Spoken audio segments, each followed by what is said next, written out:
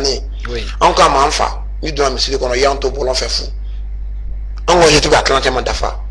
bon trenjo nga kenyo ngo fe a don ta bisige ga fo imam dabe fa ngere sikilla mais ambora kala ma nya imam ni anya don ga fo imam e pere sigi an no janfa no son clair de la vérité sur asu malon janfa imam e ten janfa me ko analyse o sura de kan ni kuma na ba nya fa to la o de orient de client ne de folo sira ka boka fo bololo sans fait mais bi do e orient mufo o gen wele ga fa de lo nya bi fe abora to wa da ngon na la ma boada na we mi na be sabala e nya kuno nitna boka galonda imam nan famo ke muna pour quelle raison pour quel but c'est comme ko kanu katla be galonda lo e galon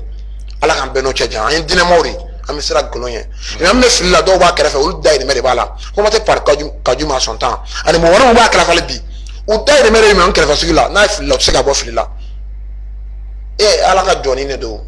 abe fille comme jibi ta be fille to comme na ala e beda fille kama pour que ga darale ala de te fille c'est balé la bale de tala.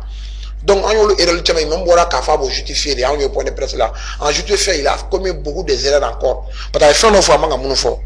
Et puis, il fait une fois, mon frère était tenu à la fin. Non, mon frère a été démenti. Il m'a dit qu'on a 5 erreurs, 14 personnes qui ont suivi Blakata. Oui.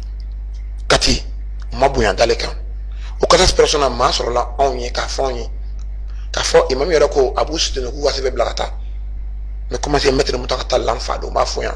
Orient là et même écrit qu'à fond même m'a demandé à notre c'est gars rokanta parce que il m'a dit faire conférence kono non imam dugo mais na liban à quoi point de presse là oui dugo auto we point de présenter la ma analyser to comme na peut-être ça va bien ako aka an critique fa la mala ako M5 CV tani nani ne blagata sur la souma dem sonu no tellement go nyana minna utaro be shoga to na c'est pourquoi les mutawandi ne ba do filido ama keti c'est le temps nan sur la tourne bima fa mo lo ko famia je suis très clair entre nous d'accord mo ko be M5 RP là on tra boyana imam kan mais imam ya de daout et mettre mutaka talewele ka fa ale boulot ni mo ko se ka tanenso diriger mutaka talebese ouais donc ale boulot mutaka tan nga ka se be blata ba soutenir avec kai imam do mo soutenir à point des poids lourds qui a déjà 80%.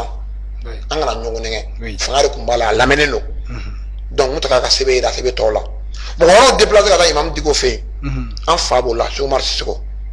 Même si nebe FFD la mais même gala la tekele. Kataka peninsula bunyada imam nga. Imam ya jabe kuma mo ka bonnet daman siko foya. Mais on jina sikile kumbala non nga coordinateur de buton kulubali. O ma délégation na muntara imam digo fait ka shumaru ka peninsula bunyada ka de maka premier ministre. Ni même comme on bunya daga we Philippe imam faire M5 a 14 CV sur là imam yara ka j'ai des politiques faire entre les leaders du M5 RP bien bon qui est pour que j'ai na M5 AFP M5 B parce que M5 ma kalama donc mais imam nga j'ai là pour que M5 tout c'est pour que fora salia fait comme du me fait nous ça fait à son temps M5 est mort de sa belle-mère oui ama fa kunao kunde kumala ama foti afa kunge mi ni M5 chila est-ce que ni M5 imam nge mo gore diga ya pere mzee fa jafanya wa M5 tout sur la suite pour aller même là et même à dire moi que c'est d'enfant doit tant un continent de vie M5 ba non là avec un bolo est-ce que nous devons me dire il M5 na ma boy M5 na avec me fo donc j'ai ramené avec me faire une ngali plan est tracé là pour que M5 soit à son temps mais M5 ta que fanga boy ou ma fanga yini malko kundo nyoto an dem son ma be ma fo dem son ne ko wala ndo wala les militaires en kati à ce moment où les sauveurs ni mundu ga mo te manala mo ya duga me nyaga malikano parce que trajectoire ya jingade encore ben na diaku ya on sara on tara kasola on est boro perdu malko de kama ko na fa ibo ta otajila nous ce que nous ko non nous soutenir on est teratué on est défendu c'est pourquoi on ko fo la gara nous ma rejim fa wo bi ga tan tabolo de fait c'est pourquoi tieche yulu kama ban jolo sorinye o malko tieche ko ba bale fana mi guchi bi da on te sera mo ya wala en tant que madigien billahi amé mo ko bunyari ambi musula met da mola wati mola an faga dugo banyana mo ge buya da am sinan joniye am joniye na buya ble ni banaga tugo wora am yikere ye kafire am yikele de fan 30 sara domina o an de sara la lo latike afora me singa na yoro la ka expliquer nyani sura su fil nyonga tiama wi awon to nadra kati awon fuye o lele an apma fanga be tlato ko na ma jamana be joto ko mina amula do be ga bo M5 kokoro o lu do ni ma mo nyonga kalama kata fu no ay kuma fanga tla to ko no M5 mana fanga yin ngamo so ibi ga ko be penam sira do maka gouvernement be daw ma ngato ale ka to fanga lawo manya do l'homme de Mali c'était lui à son temps ale peremsi joli fale ay misala damati joli fale ay misala juti joli fale mun de changera waro duna le joni adu minne an ko ga voleur de kasola mun de soro su ga war dun dawru tra assemblée kon ka ta fa soro su ga 1300 quelques milliards kofe on a soro su ji partenaire de badu maté mali ka juduma ji ka ditul atin donc faut que mo ko ngabo tinya kala ma en tanga kelali chini amma la partie trajectoire ma fale linkan atlele dara baka wa tebe ka segem sangma munu bola kunu bu be ka sira o be ka jongola fo ori oro de klene ay an tira pollution do la me biami ka da dola bete je ka kinyo ngafo wa bete je ka jonyo ngafo faut que mo lo ngabo lu tinyo no lu ko do kala mari on tan dabine mo yan na sira mo yan na me tinyo fo wa na flan do ne fa ya fa de lo ye ado ay me ko tse ka nyana aka ta la ke to lo la nganda da ka o te oro nya o te klene ay imam boto wa bodonje ay kuma mun fa kuma fo tata en fado ama buya an imam do ma iflike peut-être buya tiga da ka teren sona o man an era to an felay me o buya da balaka do akele ngantere kama abef de mana be kar nyongo o fene ma fo te sila metabolo fene ka fo akele dana ka o ka fo mo go fo nya ko ay point de presse mun a bora bi ga ara de ga revendication ke malé ta doit aller mun kunu jamana la ma ko comme beaucoup clarification avec mun clarifier a clarifier aya dabiri tugunu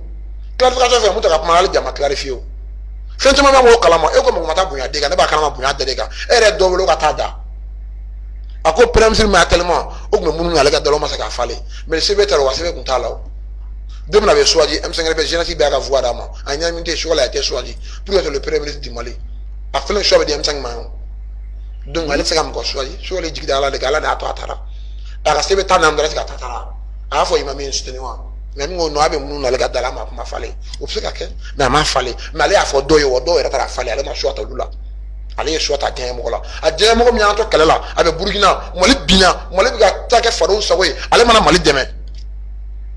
munu sira plan de France la munu sona sama munu sona moloma munu sona to tiema etara mama somalenta ko militaire ya gato na da bondo ta furo kono ka to munu ye kelege molekula munu la benen do akama munu akili fino na akama ko lutoyin abi fatu jamana ga jokanga kinya se ga fatu ko jokanga no onye militaire kele amaduko on wulila nga posu da nga teta pour le Mali c'est pas pour nous ayin ko nya Mali kama na yin shu janfa wallahi ala ba irama antoro nga ligne rouge ko c'est pour que kele na militaire ya kele soro ka fo vraiment ayen no mun yebe ka gen on dans kere fait nye bubulu anga suguma pour que Mali kura ka relancer faut que mo ka boku tabulu krama mais chama bimbi mu chuni M5 mu mo chuni M5 mo ko se gantere yini mais kana jama ka intérêt kanu kari kilin takama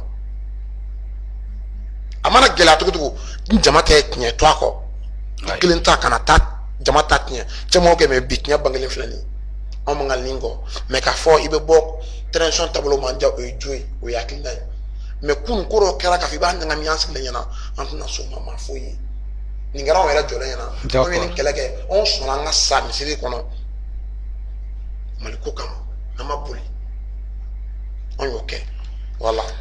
D'accord, merci OMT et Malion OMT Douala qui dado aya wala aye famia min soro ana aklinata mi imam diko ka sorti ka mashijanti mele abora ka aklinata foka Malion amala donner ka fanya na émission ono et wati ndora metla ka numéro la bla et numéro ina abse ka sur WhatsApp sans faire abse ka woli appel normal fenela numéro affiché le me anga titre la nga écran sans fla la numéro ni 89 56 55 52 donc ouais bichegini kononto biduruni woro biduruni duru biduruni fla avec la numéro la blaouye avec wuleli ke aba klinata fo ani question mo yere fait ka poser OMT kuna aba jabiola OMT amete mi atsa ni question donc me fera do ame domino